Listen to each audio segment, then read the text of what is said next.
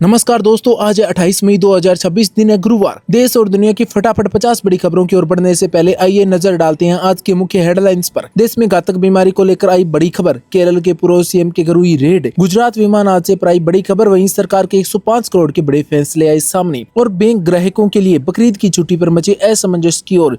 तो चलिए खबरों का सिलसिला शुरू करते हैं बिना किसी देरी के। देश के स्वास्थ्य क्षेत्र से आ रही है बड़ी खबर। पिछले कुछ दिनों से देश में इबोला वायरस को लेकर जो डर का माहौल बना हुआ था, उस पर केंद्रीय स्वास्थ्य मंत्रालय ने आज सुबह बड़ी राहत दे दी है। बेंगलुरु के जिस संदिग्ध मरीज का टेस्ट चल रहा था, उसकी रिपोर्ट पूरी तरह से नेगेटिव आई है। स्वास्थ्य मंत्रालय ने साफ कर दिया है कि भारत में फिलहाल इबोला का एक भी एक्टिव केस नहीं है। हालांकि सुरक्षा के लिहाज से सभी अंतर्राष्ट्रीय हवाई अड्डों पर थर्मल स्क्रीनिंग और निगरानी अभी भी जारी रखी जा रही है। अगर आपका बैंक से जुड़ा हुआ कोई बड़ा काम है तो ये खबर आपके लिए बहुत ही जरूरी है। इस बार बकरीद की छुट्टी को लेकर देश में कई राज्यों में भारी असमंजस बना हुआ है। केंद्र सरकार और तेलंगाना सरकार के ताजा फैसले के मुताबिक अब बैंक की आधिकारिक छुट्टी यानी 27 मई के बजाय 28 मई यानी आज रहेगी। हालांकि देश के कुछ राज्यों में बैंक कल भी बंद थे। हमारी सलाह है कि आज अपने नजदीकी बैंक शाखा में जाने से पहले अपने राज्य की हॉलीडे लिस्ट एक बार ऑनलाइन जरूर चेक कर लेना।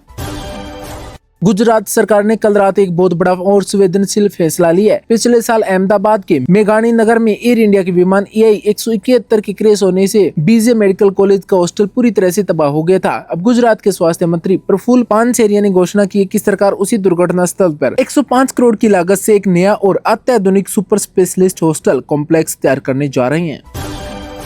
राजनीतिक गलियारों से इस वक्त की सबसे सनसनीखेज सामने आ रही है। प्रवर्तन निदेशालय यानी ED की टीमों ने केरल के पूर्व मुख्यमंत्री पिनरोई विजयन के आवास पर और उनसे जुड़े हुए कई ठिकानों पर कल देर रात तक छापेमारी शुरू कर दी है। सूत्रों के मुताबिक ये कार्रवाई किसी पुराने वित्तीय लेन देन और कथित घोटाले के मामले को लेकर की जा रही है। इस कार्रवाई के बाद राज्य की राजनीति में भारी बवाल आ गया है और विरोध प्रदर्शन भी शुरू हो चुका है।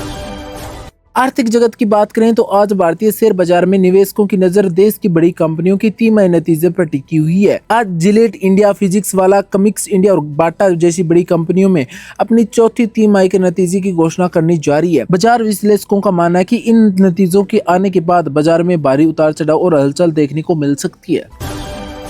बिहार से कानून व्यवस्था को लेकर एक बहुत ही बड़ी खबर आ रही है। बिहार सरकार ने पुलिस महकमे को पूरी तरह से हाईटेक करने का फैसला लिया है। अब राज्य में आपातकालीन सेवा यानी 112 की सभी टीमें केवल लाठी डंडों के भरोसे नहीं रहेगी, बल्कि उन्हें अत्याधुनिक छोटे हथियार यानी पिस्तौल से लैस किया जाएगा। इसके साथ ही अपराधियों के डेटाबेस को ट्रैक करने के और क्राइम कंट्रोल करने के लिए बिहार पुलिस अब AI सॉफ्टवेयर का भी इस्तेमाल करना शुरू कर रही है।